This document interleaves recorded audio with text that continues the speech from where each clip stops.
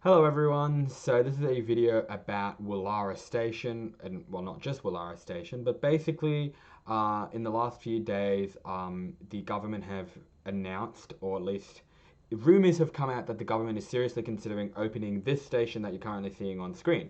So for those of you who are unfamiliar, this is Woollahra Station on the Eastern Suburbs and Illawarra line, or at least it was planned to be Woollahra Station. And you could actually you can very clearly see, so this is right before Bondi Junction, which is the end of the T4 line, and it's fully tunneled, that line, between like King's Cross and, well, okay. It's not fully tunneled, but a lot of it is in a tunnel, but it briefly comes above ground here, right before Bondi Junction, which is at Woollahra Station, and you can actually see the kind of the hints of the island platform where they were going to build a train station here, right? And here it is. This was planned. This was built back in the 1970s. Obviously, they've never actually done it because you can see right there that there's no platforms, right? And I filmed this about a year ago, and basically, I guess my sentiment right now, there's Bondi Junction in the distance. Okay, so this is Woollahra, and Bondi Junction is over there. Bondi Junction is very different to Bondi Beach for non-Sydney viewers. Bondi Junction is maybe like a 10 to 15 minute bus ride from Bondi. It's like this really good transit oriented development, as you can see. They've really built a lot of apartments right next to the train station. And it's funny because this shot right now shows you what Woollahra Station, what the Chris Minns government is apparently, allegedly considering. It shows you what Woollahra Station could be. It's a very good juxtaposition because you can see they've really built a lot there, and it's a really good transit-oriented development. But then Woollahra Station, now don't get me wrong, you look at this shot and there is density, there are like apartments. You can see a lot of red bricks over here. But you can also see, sorry, this is kind of blocking it. You can also see lots of houses, right? That's a house, that's a detached house, that's a detached house, that's a detached house, that's a detached house. Or even if some of these might be like duplexes, some of these might have like maybe they're like walk-ups, maybe there are 3 or 4 units in them, but even like that's basically nothing, especially when you look at Bondi Junction off over there in the distance. And the obvious reason why there's not that much density here is because there's no train station here, but therein lies the alleged Chris Minns proposal, alleged Labor proposal, which is to actually open this train station and build some high density living to kind of help ease Sydney's housing crisis. Now let's kind of go over the stats while you look at this drone shot. So there are something like 12 to 16 trains that run per hour on the T4. Now the reason for that, for non-Sydney viewers or for people who aren't familiar, is simply... and sorry to interrupt, but yeah, again, you can see some detached houses there, right? So the reason there's so many trains running is the T4 has all these different stopping patterns, right? It has... I'll show you actually. Wait.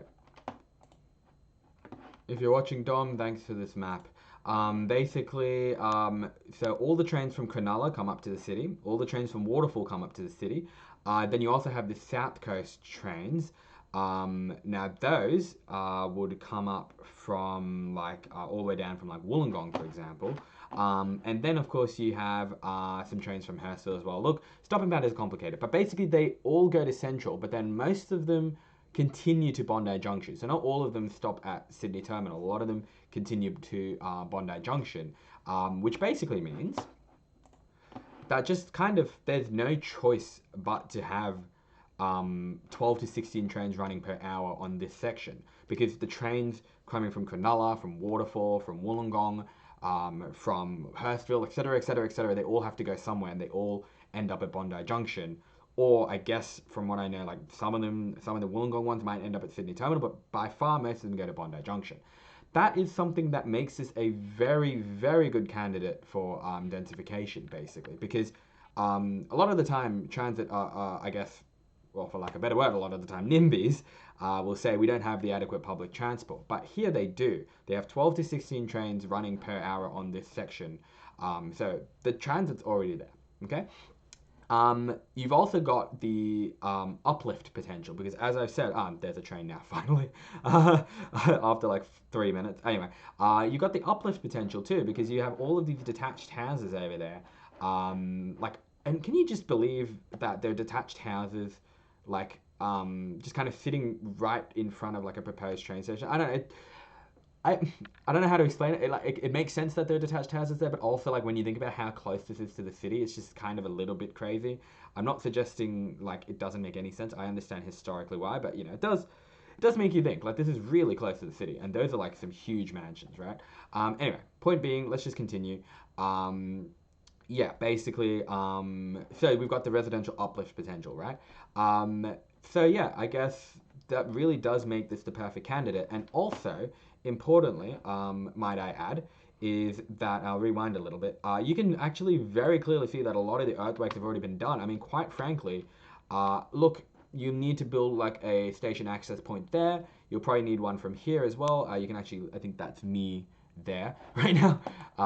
Yeah, and then of course you need to build the platforms. But genuinely, I think this is probably one of the best options because you got the residential uplift potential, a lot of detached houses. You've got pretty much the stations already built. All you need to do is build some stairs, build a lift, and build the platform itself. And Bob's your uncle. Like that's pretty much everything you need to do. Don't get me wrong. I know that some things are easier said than done, but also I think you'd struggle to find a solution as straightforward as this, right? So what I would propose if this was me, if I was Chris Minns or whatever, is I'd propose just mandatory R4 zoning everywhere here, mandatory upzoning. Not suggesting like compulsory acquisition or anything. That's a bit crazy, like but it was like obviously let these owners do what they want with their land, but mandatory R4 upzoning so that they can sell to developers and build I don't know 10 stories, whatever you want. Public housing would be great as well. But like, look, I'm of the view any housing is good. There's always that kind of what we like to call kind of the musical chairs idea of housing or moving chains, where if you build a $1 million apartment here, then someone's going to move into that apartment from like Macquarie Park, which leaves a new unit in Macquarie Park for $700,000, which let someone move there. Someone who will move into the Macquarie Park unit from, say, I don't know, Fairfield. And now that they've moved from Fairfield, you've now left I don't know, 600 grand, 500 grand apartment in Fairfield, which means that person in Fairfield can move to Macquarie, which means someone from, I don't know, Penrith or something can move to, you know what I mean? Like everyone moves because you've built this really expensive but ultimately cheaper than a house dwelling right next to Woollahra Station. So obviously I am of the view we should build it. I think that's very clear. Now, of course, residents here are going to complain. And look, on the one hand, obviously I disagree with them, but on the other hand, when you live, like look at how nice these houses are. Like they are huge and they are in an area of amenity. So like obviously when we talk about urban sprawl, they're not in areas of amenity. They're usually kind of on the outskirts. Not very established, not good tree cover, etc. These are the houses where they get the best of both worlds. They have big houses, but they also have lots of amenity. I mean, they're like really close to Bondi Junction. They've got lots of tree cover, lots of open spaces. And that's one thing I did want to mention is there's a park right there that they have. So that actually makes this even more perfect for densification because that park would be perfect for new residents here. Anyway, back to the kind of the inevitable NIMBYism. These people have a very nice life, I suppose. I mean, very, very nice houses in areas of good amenity. So of course they're going to fight back, and I completely get that. Two things. First of all, they're going to make a bucket load of money out of this. Like I assure you, because they're obviously not going to do compulsory acquisition. That would be political suicide. So they will make a bucket load of money if this does go ahead. And I'm not saying I support that. I'm not supporting the fact that they're going to make a bucket load of money, but I'm just saying that's what this city is. Unfortunately, that's what's going to inevitably happen. But second of all, is they're going to complain about traffic. Okay, of course they are, because a lot of people in this area drive. Now that's why I say we should promise parking maximums. That's my idea, and I don't know how popular or unpopular that would be, but I suggest, I don't know, something like no cars if it's a one bedder, like no parking spots if it's a one bedder. So the developer does not build any parking for one bedders. For two bedders, maybe just one parking spot, and even three bedders, genuinely, maybe even just one parking spot, because personally, I think that if a family is going to move into an apartment next to this train station, they probably only need one car, right? And that would make the apartment a lot more feasible to build. It would be cheaper for the developer, um, and that should enable the developer to pass on the cost savings to the owner. And I know a lot of viewers will be skeptical of that and say, no, the developer is still going to charge a lot. But at the end of the day, the developer is responding to the market. If the market says no to their price, then they have to bring the price down. And that's kind of the idea here, right? We want to make sure we do everything we can to bring prices down. I'm not going to keep kind of talking about Woollahra, other than to mention briefly this. So I can't not mention this, right? Woollahra, the suburb, has a median house price of $5 million, which is just like insane. I cannot even comprehend having that much money. The rent is ridiculous as well, like nearly $2,000 a week. But then you look at apartments and you're like, oh, actually only 1.5 million, which, don't get me wrong, a ridiculous amount of money, still insane, but substantially cheaper than $5 million. I guess my point here, pretty much no one can afford $5 million. But high-income earners, really high-income earners, might be able to afford $1.5 million. These high-income earners are the ones who've been priced out to places like, I don't know, like Stratfield, like Macquarie, like Hurstville. So now they can move somewhere like Woollahra, which means someone from, like, I don't know, areas such as Parramatta, Granville, Bankstown, they can now move to areas like Stratfield, Hurstville, Macquarie. And then people from places like Liverpool and Penrith and Campbelltown can then move to places like Parramatta and Bankstown. So you see what I mean? Like, we're moving up because we're increasing dwellings. So yes, of course the new apartments in Woollahra are going to be ridiculously expensive, but they're still going to be a hell of a lot cheaper than the houses, and they will kind of promote people to move up, you know, move from a cheaper dwelling to the more expensive dwelling that they couldn't move to before because that dwelling didn't exist. Okay, but let's be real, Woollahra is just one of many solutions, okay? Now, Chris Mintz, smart man, there's no way he's putting all his eggs in one basket, right? There's no way he's just like looking at Woollahra and he's like, yeah, that's good enough. Let's just do that. Let's just call it a day. And vote for me. He's definitely considering other things. I have absolutely no clue what they are because I do not have a personal phone line or email connection to him. But we can certainly guess, and even if we don't guess, we can certainly suggest our own ideas. And that is exactly what I'm going to do, starting with densifying the T1 train line. Okay, and that's my first idea. So this is none other than Waverton Station. Now, let me set the scene for you. August 2024, the Sydney Metro is extended from Chatswood all the way to Sydenham, okay? Guess what now happens? Let's just go to Chatswood real quick. Now, guess what happens then? Suddenly, oh, that looks weird. So I guess they haven't 3D-fied Chatswood yet. So guess what happens now? Instead of everyone getting off the T1, everyone getting off the Metro to get onto the T1 to get to the city, everyone's doing the opposite. People are getting off, people who live in like Woollahra and Gordon and Lindfield are now getting off their train, getting to Chatswood from those places, getting off their train, taking the Metro, because the Metro saves them so much time, right? Compared to the train. Okay, and that's great. You know, now people are getting to the city faster, and the Metro is kind of, you know, really being heavily used to the point where people who are watching this, who use the Metro, you can say in the comments how busy the Metro is. I've been on it. Like, people literally can't even get on now. And that's a whole nother problem. Obviously, I'm not going to get into that. But what this does mean is there is now spare capacity on the T1 between Chatswood and Central. Well, you know, realistically, between Chatswood and Milson's Point, you're not going to densify Wynyard. I mean, but I guess you could, but that's another story. There's now spare capacity, right? There's now spare seats because people are getting off the T1. And that's why we actually have a chance to densify some of these suburbs. Artarmon's already pretty dense. Certainly you could, you know, try. It's not 3D-ifying, which is annoying. St. Leonard's is already very dense. Certainly you can try do a bit more, certainly on some of the back streets. But my focus is on, first of all, Wollstonecraft. So now you can have a look. It's really not 3D-ifying very well, is it? There we go, yeah. So I don't think it's really 3D-ifying very well, but Wollstonecraft, we'll put ourselves down and you will see that there are, no doubt, there are apartments in Wollstonecraft, okay? I think I've literally put myself down on the one street in Wollstonecraft where there aren't.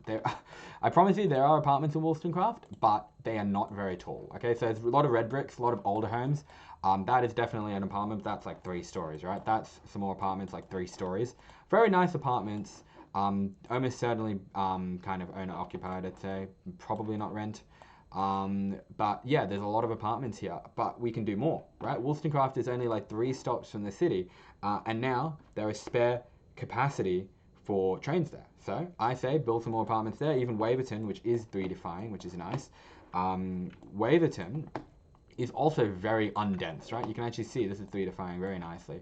This is the tallest thing there, and that's like not very tall. I actually wanted to give you a quick comparison to give you an idea. So this is Waverton, kind of memorize this. Waverton, this is 3 stops from the city. It's after Waverton, it's North Sydney, then it's Milson's Point, and then it's Wynyard. So that's Waverton, and remember they've now got spare capacity on the trains because, of course, the metro's opened. Now let's go all the way up to a little place called, I don't know why that's, go away. To a little place called Carlingford, which is 3-defied. I don't know why Chatswood isn't, but Carlingford is. Look how dense that is, my man. Look at that. Look at that. So Carlingford, which is kilometres, ages away from the city, only has a light rail stop. Takes quite a while to get to the city. That has that many apartments. Look, at the end of the day, I'm glad that they've built apartments there. I personally think it's a bit like, I think a train line would have been, putting this around a train line would have been better, but hey, look, we're in a housing crisis. We have to build whatever we can, right? But if they can do it at Carlingford, I guess that's my point. If they can do it at Carlingford, we can do it at Waverton, right? And so that's my plan B. If Chris Minns decides actually Woollahra doesn't work, look, Waverton, Wollstonecraft already have train stations, but they also have ample space for like more dwellings because of the metro opening. Those trains, I'm not going to suggest they're abandoned. They're not completely empty, but I've seen them going over the harbour bridge and they're pretty quiet compared to before. So there you go. So that's plan B, okay? And again, if we're worried about traffic, parking maximums, right? Now, that was my plan B. What about plan C?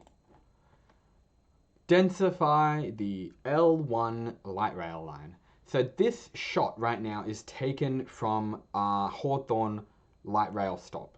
And basically you can see, well, first of all, this is a good shot. I did this very deliberately when I filmed it because you can actually see Sydney. You can literally see it. Oh, granted, it's from the drone. I don't know if you can actually see it from the ground. I think you can, to be honest. You can definitely see it from the drone. You can see how close by it is, right? But you can also see just how low density it is. I mean, for all its flaws, Woollahra at least had some apartments. This is pretty much all houses except, look, okay, yeah, there's a bit there, but it's like mostly houses, right? And that, I don't remember what suburb that is, but I think that's Haberfield. But this on the left is definitely Haberfield on the left. It's all just detached houses. It's what we call one of the first garden suburbs. It's a whole, you know, I've made a video about it. Go and watch that. Not just about Haberfield, but anyway. So my point is a lot of the L1 is kind of untouched. So let's actually go to Google Maps and have a look, right? So this is the, oh, I'll just go north-south. Come on. Yeah, so this is the L1. And don't get me wrong, they have built some density, but a lot of it, like Roselle Bay, still pretty low density. Lilyfield, still pretty low density. Blah, blah, blah. Leichhardt North, still pretty much just houses, right? Like not really any units. And yeah, this is Haberfield. This is the Hawthorne light rail stop. Again, no units. You get the idea. You catch my drift, right? There's not many units, and you have to actually go quite far south to get to them. Lewisham West has a lot of apartments. I think Waratah Mills, that's the next one. Yep, and they've built some apartments there. Could certainly build more, but there are some there. I think Arlington, they've got a bit too. Is that Arlington? Yep. And then Dulwich Grove, not so sure. And then Dulwich Hill. Yeah. Point being, I actually think that's a really good candidate because I don't think Chris Minns has been considering light rail enough. I think he's mainly been looking at trains, and that's fair enough. I understand why. Trains have much greater capacity, and I still think he should mainly be looking at trains. However, I think the light rail is a lot more untapped than a lot of the trains, and there's just so many stops. So there's just so many chances for upzoning. Now, obviously, if we upzone, the light rail is going to need to be running a lot more frequently because I think this light rail, it can have some issues. Like right now, it's already like they've had to increase the capacity, increase the frequency because, you know, but I think obviously if they build more apartments, they're going to need to increase the frequency more. Right now, it only runs every 6 minutes in peak, and then it's like something like every 10 minutes a lot of the day, and then every 15 minutes outside of like peak and like into peak, I think. Point being, there are times where the light rail only runs every 15 minutes, which is pretty low. Because yes, some train lines only run every 15 minutes, but the trains have like 10 times the capacity of the light rail, right? Um, and yeah, it's not unfortunately as simple as just, yeah, let's just run the light rail more. Because there is a track section south of Dulwich Grove where it becomes only one track. And that's why it can only run every 6 minutes in the peak hour. I'm sure even that's probably difficult for the timetable. So my suggestion here is, first of all, really seriously look at like some of these stops. Taverners Hill is right here, and that light rail stop is like pathetically used. Like pretty much, where is it? Is that it there? No, that's Marion. I don't even. Here's the funny part. I think Taverners Hill has just disappeared for some reason. It's just so badly used. It's actually literally not even appearing. You actually see it. You can see it there, but it's not appearing on my map for some reason. Because yeah, Google Maps decided so few people are using the station that we're not even gonna show it. Anyway, point being, Taverners Hill is barely used. A lot of the stations in Haberfield, like Marion and Hawthorne, barely used. And we've got this little case where they're just selling single lot houses. I'm not gonna get into that. I'm talking for long enough. But yeah, that's my idea. Definitely need to upzone that. Let's go to Plan D and the final plan, which is actually kind of going back to where we just were in Woollahra. This is by far the most expensive. I also think pretty unlikely, but I would love to see it because I don't think anyone's talking about it, which is to just extend the Eastern Suburbs Line. Literally, that's it. Just extend the Eastern Suburbs Line. So this was the original plan from back in the 70s, right? To go to Bondi Junction and then it goes to Charing Cross, Frenchman Street, blah, blah, blah, whatever. I don't know. Look, I'm not going to suggest a route. I think that needs to be kind of investigated. Certainly, I don't see any reason for it to not just go that way. There will obviously be a temptation to say, go to Bondi Beach. And yeah, I'd love it to go to Bondi Beach. But at the end of the day, it gets to Bondi Beach. And then what? Where's it going to go after that, right? I actually think it makes more sense for it to kind of do this second branch, right? To kind of go south and then southwest. I think that makes a lot more sense. And I even reckon the Metro West is somewhere over here. I reckon have the Metro West, it'll kind of interchange at Martin Place. It doesn't actually interchange at Martin Place, but Hunter Street and Martin Place will be linked. Then it can kind of come south, go through like Darlinghurst or whatever. It maybe bends to Central. I don't think it needs to personally. To go through Darlinghurst and go to Moore Park, maybe go to Zetland, go to UNSW. I don't know, I don't have an exact route in mind, but something like that, okay? And then the Metro West interchanges with the T4. Now you're kind of you're creating transit connectivity. You're really creating an integrated network, not something where everyone needs to go into the city and then transfer, right? So that's something I would like to see, because then you're creating like boom, boom, boom, boom, boom, so many new stations for transit-oriented development. And you might be wondering, hey, why? Like, why not just build a train line out west? Well, that brings me kind of to the end of the video, which is, look, if you're from Sydney, or even if you're not from Sydney, you probably know Sydney's east is by far the richest part of Sydney, and arguably, almost without any doubt in my mind, probably the richest place in Australia. It could very well even be one of the richest places in the Southern Hemisphere. And so this map right now, it's not a map of wealth, but it's actually a map of public transport accessibility level. This is the most publicly transportable, what am I saying?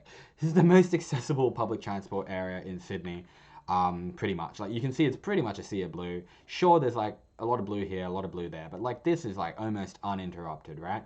So that's one of the main reasons that I'm so focused on the east, and that's why I'm like, let's extend the train line to the east. Arguably, you don't even need to extend the train line. You could probably just densify the eastern suburbs because they already have so much public transport. But I acknowledge that it would probably be better if we did, because I think it would mean a lot more density could be built. But it's not just about the public transport accessibility. I'm going to scroll a bit further. Basically, we have a look at kind of, what's this one? This is the socioeconomic division. So we've kind of, let me see, what is this exactly? Sorry, I didn't look at this map before, wait. Sorry, I've just checked. It's just a map where red means good public transport, blue means bad public transport. Sorry, I've now looked. Liverpool is probably one of the only ones that's actually red at west, which is interesting. But yeah, let's keep scrolling. And you can also see kind of the, basically how hot these areas get. You can see how much hotter the west is. Compared to the east. Look how cooler. So more red means more hot. I've seen days where the west is like 40 degrees and the east is 30. I'm not suggesting that every time it's 40 degrees it's like that, but I remember last year or the year before, quite a few days, I would check the weather out west. It'd be like 40 degrees. I'd check Bondi and be like 30. I'm like, bro, that's crazy. Also looking at tree canopy, right? Blue means there's basically no trees. Okay. Red means there's lots of trees. I won't lie, it's probably not the best color coding. I feel like blue should probably mean. But anyway, look, I should probably acknowledge this page. I've now just realized I didn't actually cite it. It's called A Tale of Two Cities. I'll link it in the description. But blue means like not enough tree cover. Red means lots of tree cover. So another reason. There's very good tree canopy cover out east. And yeah, so obviously these are just like a few factors that I've looked at. This isn't even everything, right? But the point is, the east is a much more advantaged place. And it's not just the eastern suburbs, but especially the eastern suburbs. There's also the inner west, which I've covered, and also the lower north shore, which I've covered. Yeah, so my point is, Sydney is a city that's really struggling. There are people who are living in absolute luxury out east, who kind of are so far separated from the problems of those in the West, and those not even just in the West, honestly, people are struggling all over the city. So far removed from it that like their top concern is making sure that they don't have to endure any noise, or that they don't have to endure any traffic. And there's also obviously a lot of supply denialism, and that's a whole other argument. But look, at the end of the day, that's their prerogative. They have every right to protest new developments. But I also think we, the young Australians, and not just the young Australians, plenty of older Australians are also struggling. We have every right to also like kind of promote new solutions and new density and new densification, new developments. And that's why I kind of make this video, hoping, well, I'm not literally saying Chris Minns is going to watch this, it'd be great if he did, but I'm hopefully kind of like sparking a discussion about ideas of where we could be building, because God knows we need more density, we need more dwellings. It goes without, it's just logical that if you build more houses, then those prices will come down. There is no market in which if you flood it with supply, prices stay high. We need more solutions, we need other solutions. I've discussed that on my channel, but I personally think these solutions are the best. Sorry. I personally believe increasing supply is the best. I'm not saying the solutions I proposed are the best. I just I'm spitballing here. But increasing supply is probably one of the best solutions. Would love to see tax reform. Would love to see all sorts of other solutions, more public housing, etc. But yeah, so build Woollahra Station. If not, densify Wollstonecraft and Waverton. If not, densify the L1 light rail, especially like Hawthorne, Marion, and Taverners Hill. If not, extend the Eastern Suburbs Line. In an ideal world, or why don't we do all four? That's what I reckon. I've also come up with a few quick ideas that we could do. So Cherrybrook Metro Station could be densified a lot more. I've seen the plans for it. It's pretty lackluster. Edgecliff is also a station that's on the T4 that I think we could like densify a lot more. Even the so-called nothing stations like, forgive me, Denniston should honestly seriously be considered for more densification. I feel like a station like Denniston has kind of slipped under the radar, even though I totally think it's suitable for densification. And if we're worried about traffic, I keep saying consider parking maximums. Although parking maximums are harder to consider the further out west you go. Because I understand wanting a car in Denniston, it's pretty far from the city. So that's why, again, another reason why we should be building in the east, right? Because you're closer to the city.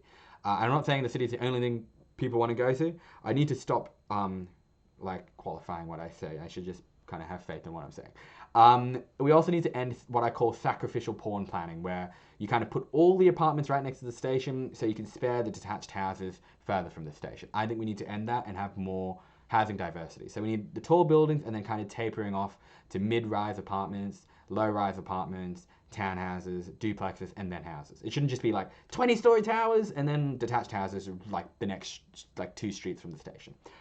Anyway, that's a wrap. Thank you for watching. Chris Minns, build Woollahra Station.